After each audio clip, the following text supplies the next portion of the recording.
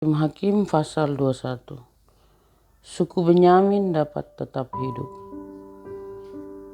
Orang-orang Israel telah bersumpah di Mispa demikian. Seorang pun dari kita tak akan memberikan anaknya perempuan kepada seorang Benyamin menjadi istrinya. Ketika bangsa itu datang ke Betel dan tinggal di situ di hadapan Allah sampai petang, maka mereka pun menyaringkan suaranya dengan sangat keras. Katanya, "Mengapa ya Tuhan Allah Israel, terjadi hal yang begini di antara orang Israel, yakni bahwa hari ini satu suku dari antara orang Israel hilang."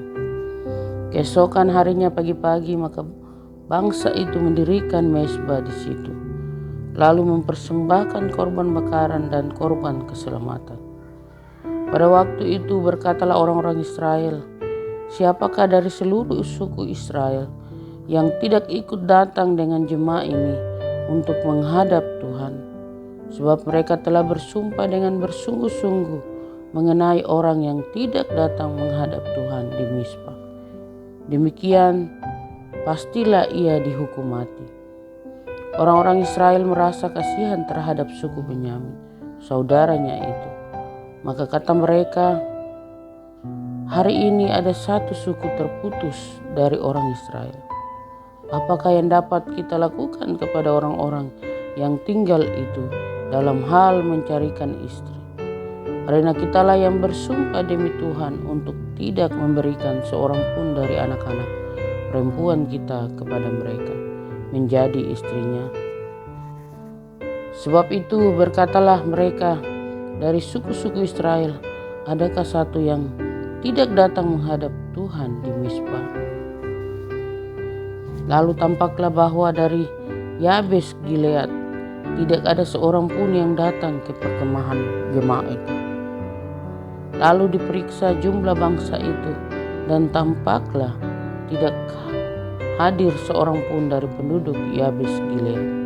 Maka perkumpulan itu menyuruh ke situ 12.000 orang dari orang-orang gagah perkasa, dengan memerintahkan kepada mereka demikian, "Pergilah, pukullah penduduk Yabes Gilead dengan mata pedang, juga perempuan-perempuan dan anak-anak. Tetapi perbuatlah begini, hanya semua laki-laki sajalah dan semua perempuan yang telah pernah tidur dengan laki-laki harus kamu tumpas." Mereka menjumpai di antara penduduk Yabes Gilead 400 orang anak gadis, perawan yang belum pernah tidur dengan orang laki-laki. Lalu gadis-gadis itu dibawa mereka ke perkemahan di Silo di tanah Kanaan. Sesudah itu segenap umat itu menyuruh orang membawa pesan kepada Bani Benyamin yang ada di bukit Batu Rimon, lalu memaklumkan damai kepada mereka. Pada waktu itu kembalilah suku Benyamin, dan kepada mereka diberikan perempuan-perempuan yang telah dibiarkan hidup dari antara perempuan Yabes Gilead. Tetapi belum cukup juga jumlahnya bagi mereka. Maka bangsa itu merasa kasihan kepada suku Benyamin, karena Tuhan telah membuat keretakan di antara suku-suku Israel. Kemudian berkatalah para tua-tua umat itu, "Apakah yang dapat kita lakukan kepada yang tinggal ini dalam hal mencarikan istri? Sebab perempuan-perempuan telah punah dari antara suku Benyamin." Lagi kata mereka, "Warisan orang-orang yang terluput itu haruslah tetap tinggal pada suku Benyamin, supaya jangan ada suku yang terhapus dari antara orang Israel. Tetapi kita ini tidak dapat memberikan istri kepada mereka dari anak perempuan kita, sebab orang-orang Israel telah bersumpah demikian. Terkutuklah orang yang memberikan istri kepada suku Benyamin." Lalu kata mereka pula, "Setiap tahun ada perayaan bagi Tuhan di Silo, yang letaknya di sebelah utara Betel, di sebelah timur jalan raya yang menuju daerah Betel ke Sikem. dan di sebelah selatan Lebona. Maka mereka berpesan kepada Bani Benyamin demikian, pergilah menghadang di kebun-kebun anggur. Perhatikanlah baik-baik, maka apabila anak-anak perempuan Silo keluar untuk menari-nari, baiklah kamu keluar dari kebun-kebun anggur itu dan masing-masing melarikan seorang dari anak-anak perempuan Silo itu menjadi istrinya dan pergi ke tanah Benyamin. Apabila ayah atau saudaranya laki-laki datang untuk menuntutnya kepada kami, maka kami akan berkata kepada mereka, serahkanlah mereka itu kepada kami dengan rela hati, sebab dalam pertempuran kita tidak dapat menangkap seorang perempuan untuk menjadi istri mereka masing-masing. Memang kamu ini tidak memberikan anak-anak gadis itu kepada mereka, sebab seandainya demikian, kamu bersalah.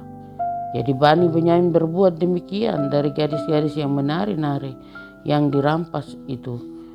Mereka mengambil perempuan jumlahnya sama dengan jumlah mereka.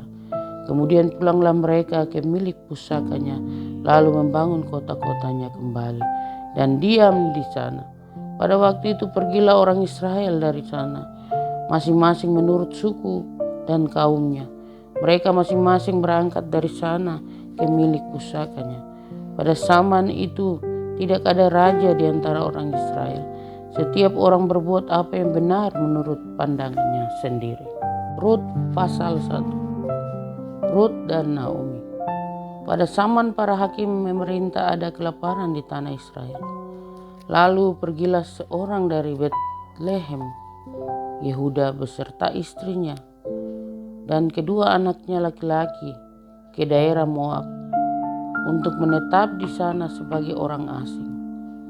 Nama orang itu ialah Elimelek, nama istrinya Naomi, dan nama kedua anaknya Mahlon dan Kilion. Semuanya orang-orang Efrata dari Betlehem, Yehuda. Dan setelah sampai ke daerah Moab, diamlah mereka di sana.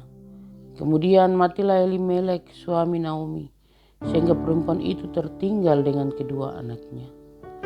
Keduanya mengambil perempuan Moab, yang pertama bernama Orpa, yang kedua bernama Rut. Dan mereka diam di situ kira-kira 10 tahun lamanya. Lalu matilah juga keduanya, yakni Mahlon dan Kilion, sehingga perempuan itu kehilangan kedua anaknya dan suaminya. Kemudian berkemaslah ia dengan kedua menantunya, dan ia pulang dari daerah Moab, sebab di daerah Moab ia mendengar bahwa Tuhan telah memperhatikan umatnya dan memberikan makanan kepada mereka. Maka berangkatlah ia dari tempat tinggalnya itu bersama-sama dengan kedua menantunya.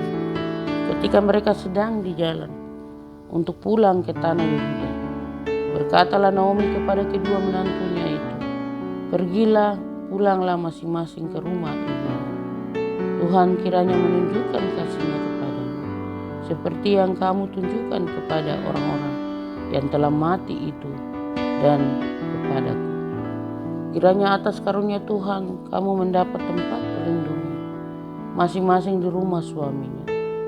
Lalu diciumnyalah mereka, tetapi mereka menangis dengan suara keras dan berkata kepadanya, tidak, kami ikut dengan engkau pulang kepada bangsamu. Tetapi Naomi berkata, pulanglah anak-anakku, mengapakah kamu turut dengan aku? Bukankah tidak akan ada lagi anak laki-laki yang kulahirkan untuk dijadikan suamimu nanti? Pulanglah anak-anakku, pergilah, sebab sudah terlalu tua aku untuk bersuami. Seandainya pikirku ada harapan bagiku, dan sekalipun malam ini aku bersuami, bahkan sekalipun aku masih melahirkan anak laki-laki, masakah kamu menanti sampai mereka dewasa? Masakan karena itu kamu harus menahan diri dan tidak bersuami? Janganlah kiranya demikian, anak-anakku, Bukankah jauh lebih pahit yang aku alami daripada kamu? Sebab tangan Tuhan terancung terhadap aku. Menangis pula mereka dengan suara keras. Lalu Orpa mencium mertuanya itu minta diri. Tetapi Rut tetap berpaut padanya. Berkatalah Naomi, telah pulang iparmu kepada bangsanya dan kepada para allahnya. Pulanglah mengikuti iparmu itu. Tetapi kata Rut, janganlah desak aku meninggalkan engkau dan pulang dengan tidak mengikuti engkau. Sebab kemana engkau pergi, ke situ jugalah aku pergi. Dan di mana engkau bermalam, di situ jugalah aku bermalam. Bangsamulah bangsaku, dan Allahmulah Allahku. Di mana engkau mati, aku pun mati di sana. Dan di sanalah aku dikuburkan. Beginilah kiranya Tuhan menghukum aku, bahkan lebih lagi daripada itu, jikalau sesuatu apapun memisahkan aku dari engkau, selain daripada maut. Ketika Naomi melihat bahwa Rut berkeras untuk ikut bersama-sama dengan dia, berhentilah ia berkata-kata kepadanya, dan berjalanlah keduanya sampai mereka tiba di Betlehem. Ketika mereka masuk ke Betlehem, gemparlah seluruh kota itu karena mereka. Dan perempuan-perempuan berkata, Naomi kah itu? Tetapi ia berkata kepada mereka, janganlah sebutkan aku Naomi, sebutkanlah aku Mara. Sebab yang Maha Kuasa telah melakukan banyak yang pahit kepadaku.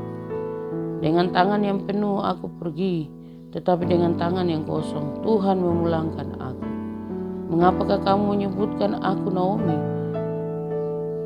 Karena Tuhan telah naik saksi menentang aku, dan yang Maha Kuasa telah mendatangkan malapetaka kepadaku. Demikianlah Naomi pulang bersama-sama dengan Rut, perempuan Moab itu, menantunya yang turut pulang dari daerah Moab, dan sampailah mereka ke Betlehem pada permulaan musim menuai jelai. Rut pasal 2. Rut bertemu dengan Boas. Naomi itu mempunyai seorang sanak dari pihak suaminya, seorang yang kaya raya dari kaum Elimelek, namanya Boas. Maka Rut perempuan Moab itu berkata kepada Naomi, biarkanlah aku pergi ke ladang memungut bulir-bulir jelai di belakang orang yang murah hati kepadaku. Dan sahut Naomi kepadanya, pergilah anakku. Pergilah ia lalu sampai di ladang dan memungut jelai di belakang penyabit-penyabit. Kebetulan ia berada di tanah milik Boas yang berasal dari kaum Elimelek. Lalu datanglah Boas dari Betlehem, ia berkata kepada penyabit-penyabit itu, Tuhan kiranya menyertai kamu. Jawab mereka kepadanya, Tuhan kiranya memberkati Tuhan. Lalu kata Boas kepada bujangnya yang mengawasi penyabit-penyabit itu, dari manakah perempuan ini? Bujang yang mengawasi penyabit-penyabit itu menjawab, dia adalah seorang perempuan Moab. Dia pulang bersama-sama dengan Naomi dari daerah Moab. Tadi ia berkata, izinkanlah kiranya aku memungut dan mengumpulkan jelai dari antara berkas-berkas jelai ini di belakang penyabit-penyabit. Begitulah ia datang dan terus sibuk dari pagi sampai sekarang. Dan seketika pun ia tidak berhenti. Sesudah itu berkatalah Boas kepada Rut, dengarlah dahulu anakku. Tidak usah engkau pergi memungut jelai ke ladang lain, dan tidak usah juga engkau pergi dari sini. Tetapi tetaplah dekat pengerja-pengerjaku perempuan. Lihat saja ke ladang yang sedang disabit orang itu. Ikutlah perempuan-perempuan itu dari belakang, sebab aku telah memesankan kepada pengerja-pengerja lelaki, jangan mengganggu engkau. Jika engkau haus, pergilah ke tempayan-tempayan dan minumlah air yang dicedok oleh pengerja-pengerja itu. Lalu sujudlah Rut menyembah dengan mukanya sampai ke tanah dan berkata kepadanya, mengapakah aku mendapat belas kasihan daripadamu, sehingga Tuhan memperhatikan aku, padahal aku ini seorang asing. Boas menjawab, telah dikabarkan orang kepadaku dengan lengkap segala sesuatu yang engkau lakukan kepada mertuamu sesudah suamimu mati, dan bagaimana engkau meninggalkan ibu bapamu dan tanah kelahiranmu, serta pergi kepada suatu bangsa yang dahulu tidak engkau kenal. Tuhan kiranya membalas perbuatanmu itu kepadamu, kiranya dikaruniakan upahmu sepenuhnya oleh Tuhan Allah Israel, yang di bawah sayapnya engkau datang berlindung. Kemudian berkatalah Rut, memang aku mendapat belas kasihan daripadamu, ya Tuanku, sebab Tuhan telah menghiburkan aku dan telah menenangkan hati hambamu ini.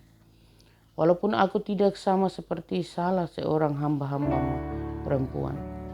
Ketika sudah waktu makan, berkatalah Boas kepadanya, datanglah kemari, makanlah roti ini dan celupkanlah supmu ke dalam cuka ini. Lalu duduklah ia di sisi penyabit-penyabit itu. Dan Boas menunjukkan berti gandum kepadanya. Makanlah Rut sampai kenyang, bahkan ada sisanya. Setelah ia bangun untuk memungut pula, maka Boas memerintahkan kepada pengerja-pengerjanya, dari antara berkas-berkas itu pun ia boleh memungut, janganlah ia diganggu. Bahkan haruslah kamu dengan sengaja menarik sedikit-sedikit dari onggokan jelai itu untuk dia dan meninggalkannya supaya dipungutnya. Janganlah berlaku kasar terhadap dia. Maka ia memungut di ladang sampai petang. Lalu ia menggirik yang dipungutnya itu, dan ada kira-kira seeva jelai banyaknya. Diangkatnya lah itu, lalu masuklah ia ke kota. Ketika mertuanya melihat apa yang dipungutnya itu, dan ketika dikeluarkannya dan diberikannya kepada mertuanya sisa yang ada setelah kenyang itu, maka berkatalah mertuanya kepadanya, di mana engkau memungut dan di mana engkau bekerja hari ini? Diberkatilah kiranya orang yang telah memperhatikan engkau itu.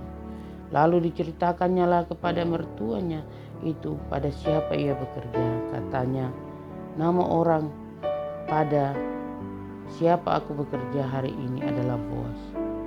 Sesudah itu berkatalah Naomi kepada menantunya, diberkatilah kiranya orang itu oleh Tuhan yang rela mengaruniakan kasih setianya kepada orang-orang yang hidup dan yang mati. Lagi kata Naomi kepadanya, orang itu kaum kerabat kita, dialah salah seorang yang wajib menebus kita. Lalu kata Rut, perempuan Moab itu, lagi pula ia berkata kepadaku, tetaplah dekat pengerja-pengerjaku sampai mereka menyelesaikan seluruh penyabitan ladang. Lalu berkatalah Naomi kepada Rut menantunya itu, ya anakku, sebaiknya engkau keluar bersama-sama dengan pengerja-pengerjanya perempuan, supaya engkau jangan disusahi orang di ladang lain. Demikianlah Rut tetap dekat pada pengerja-pengerja perempuan Boas untuk memungut sampai musim menuai jelai, dan musim menuai gandum telah berakhir, dan selama itu ia tinggal pada mertuanya. Rut pasal 3. Rut dan Boas di tempat penggirikan. Lalu Naomi mertuanya itu berkata kepadanya, anakku, apakah tidak ada baiknya jika aku mencari tempat perlindungan bagimu supaya engkau berbahagia? Maka sekarang bukankah Boas yang pengerja-pengerjanya perempuan telah kau temani itu adalah sanak kita? Dia pada malam ini menampi jelai di tempat penggirikan. Maka mandilah dan beruplah, pakailah pakaian bagusmu dan pergilah ke tempat penggirikan itu.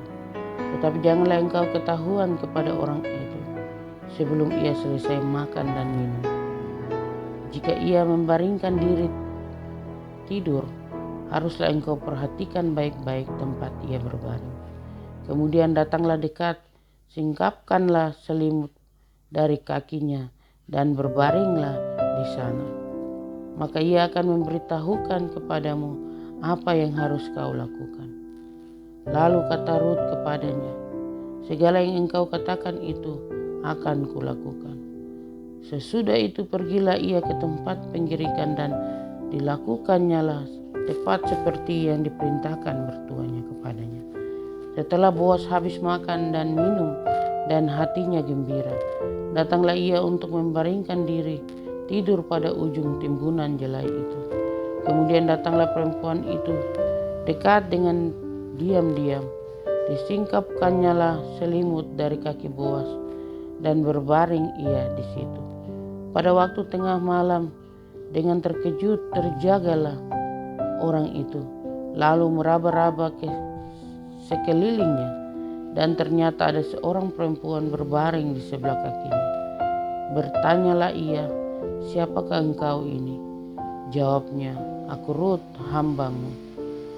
Kembangkanlah kiranya sayap melindungi hambamu ini, sebab engkaulah seorang kaum yang wajib menebus kami. Lalu katanya, diberkatilah kiranya engkau oleh Tuhan, ya anakku. Sekarang engkau menunjukkan kasih-Mu lebih nyata lagi daripada yang pertama kali itu, karena engkau tidak mengejar-ngejar orang-orang muda, baik yang miskin maupun yang kaya. Oleh sebab itu, anakku, janganlah takut. Segala yang kau katakan itu akan kulakukan kepadamu. Sebab setiap orang dalam kota kami tahu bahwa engkau seorang perempuan baik-baik. Maka sekarang memang aku seorang kaum yang wajib menebus, tetapi walaupun demikian masih ada lagi seorang penebus yang lebih dekat daripadaku. Tinggallah di sini malam ini dan besok pagi. Jika ia mau menebus engkau, baik, biarlah ia menebus.